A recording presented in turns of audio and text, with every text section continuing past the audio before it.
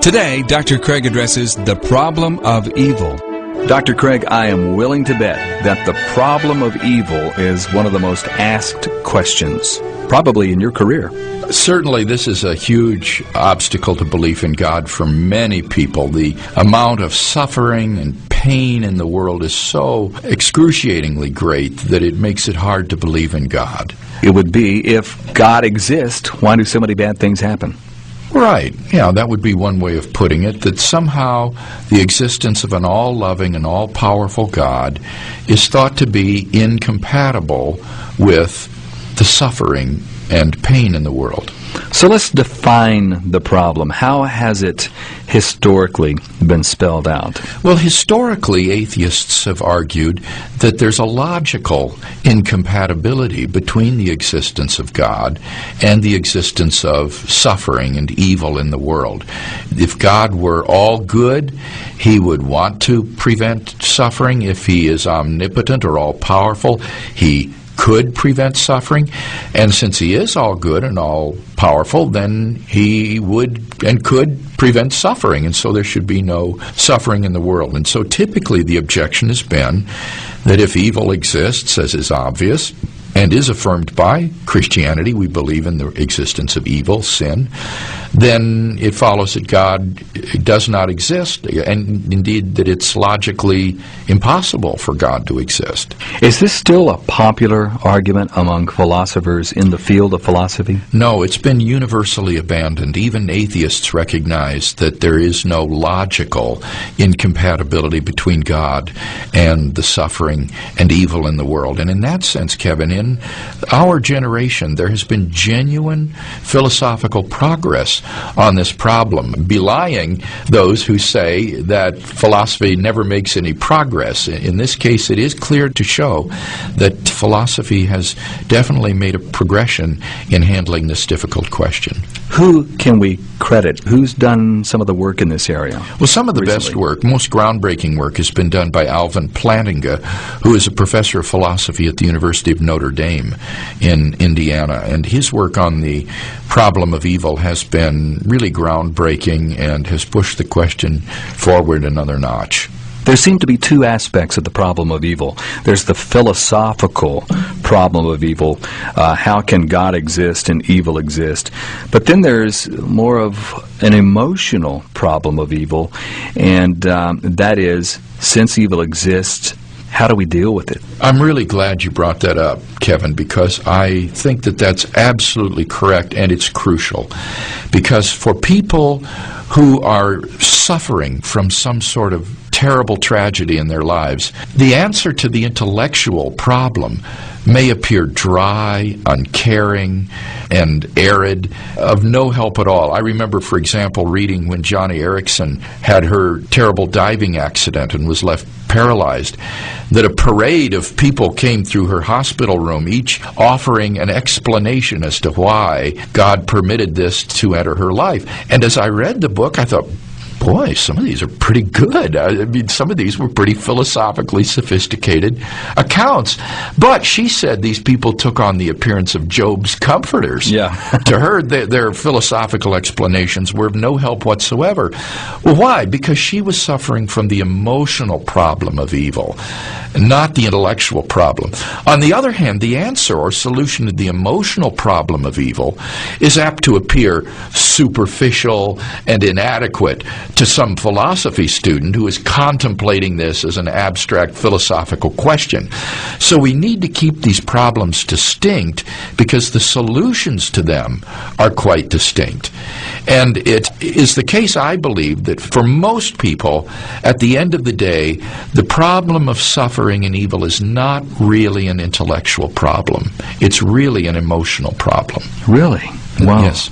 I can certainly see that if you went to the funeral of a friend who lost a loved one, you wouldn't say, here, I want to give you this book by Alvin Plantinga. I mean, that may not be what they need. Right. They may need that ultimately, and that would ultimately perhaps shed some light on this problem or bring comfort, but they need some comfort at that moment. Right. I think that where the intellectual problem can have practical application in the practical or emotional area is if one is prepared intellectually in advance to deal with the problem, that then when pain and tragedy does enter one's life, the emotional impact may not prove so insufferable, because one does have good understanding of how this could happen, and therefore the doubts that might arise would hopefully not be so severe, because you will have already encountered and reflected on this problem intellectually. It's those who are unprepared, who haven't thought reflectively about this, that I think the problem is so emotionally devastating. I wanted to back up just a little bit to what you were talking about earlier, how philosophers are not using this as often as an argument against God. Now, what are some of the reasons for that? Well, one reason is that it's extraordinarily difficult to show any logical contradiction between God and the suffering in the world. The atheist has taken on an enormous burden of proof here in claiming that these are logically compatible. He has to show that there is no possible reason why God might permit the evil and suffering in the world. And that's just impossible to prove. There's no way you could prove that there is no possible reason for the suffering and evil in the world. As long as there's even possible for some reason to be given, God and evil are logically compatible. That would be the first reason. In addition to that, Plantinga claims that he can prove that God and evil are logically consistent with each other. All you have to do is give a possible explanation. It doesn't even need to be a true explanation. It just needs to be possible.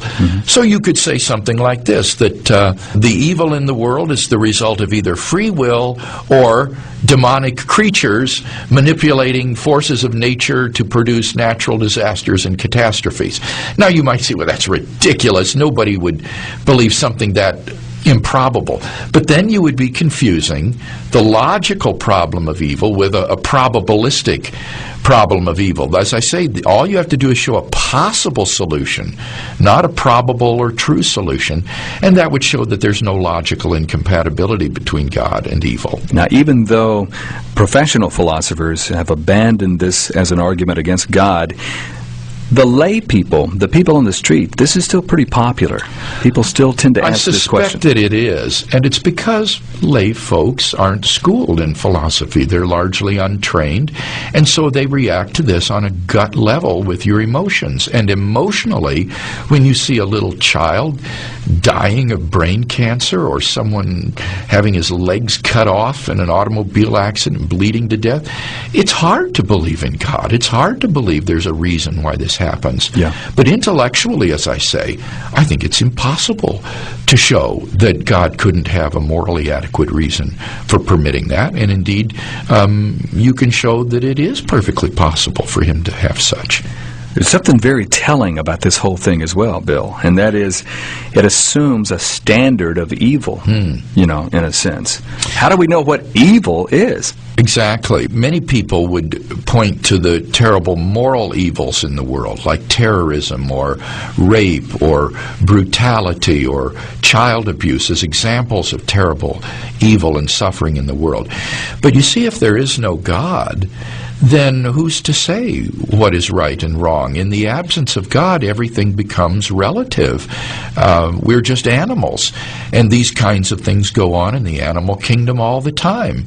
And when a tidal wave or a tsunami sweeps over an island and destroys the vegetable and animal life on that island, it's too bad for those animals, but it's not morally evil. It's just part of nature. And on the atheistic view, that's all we are, just animals and just part of nature. So there really isn't any evil per se in the absence of God. Everything is just relative.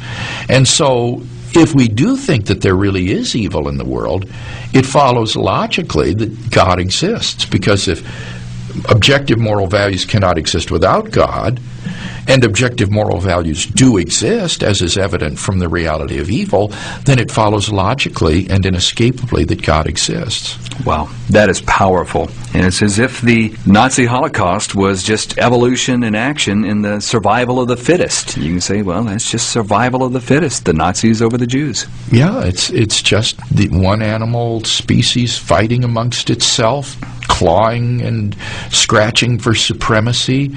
In a world without God, whatever is right. It's just the law of the jungle. Well, we've defined the problem of evil here. It's still quite popular among people that we run into, our friends and our family. And further on in this series, we're going to talk about how to further answer the problem of evil and be an encouragement to people who are suffering. Yes, I think much, much more deserves to be said about this, because all we've talked about today is whether or not there's a logical incompatibility between God and the suffering in the world.